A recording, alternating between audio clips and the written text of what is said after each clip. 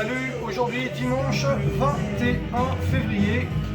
On est dimanche, c'est le jour du Seigneur. Donc, petit t-shirt de Lémi. Il y a une période, il y a une série de t-shirts qui était sortie de son vivant, je rappelle, avec sous le nom de Lémi et pas sous le nom de Motorhead.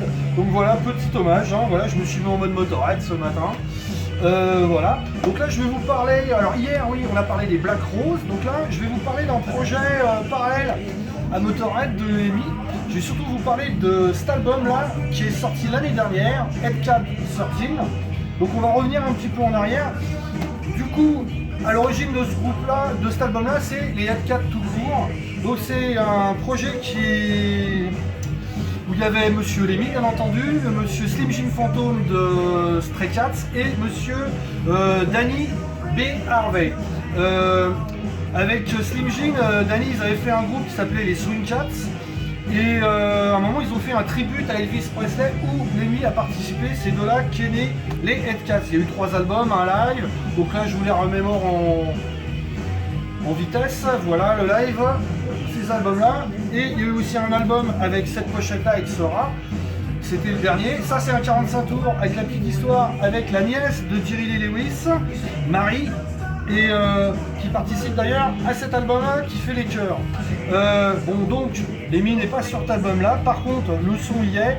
Il y a toujours du rock'n'roll.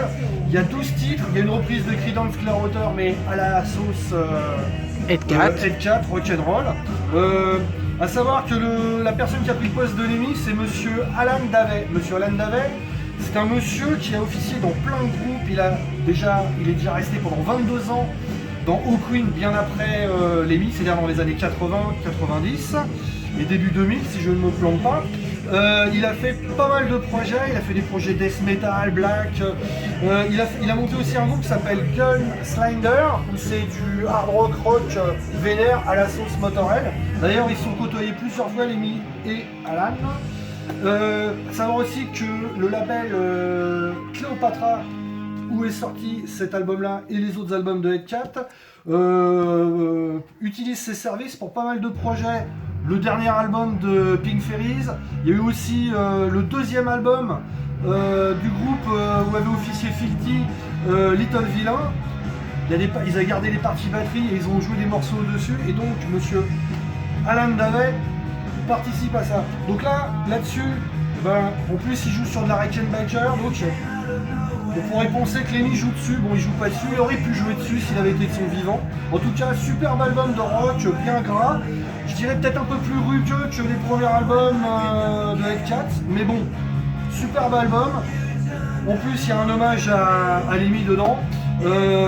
Voilà, donc n'hésitez pas à jeter une oreille. En tout cas, il en a un port, donc peut-être pas évident à trouver. La petite aparté, j'ai oublié de dire, entre Headcat avec Lémi et Headcat avec Alan Davey, il y a eu un 45 tours qui est sorti avec Monsieur David Vincent de Morbid Angel. Voilà.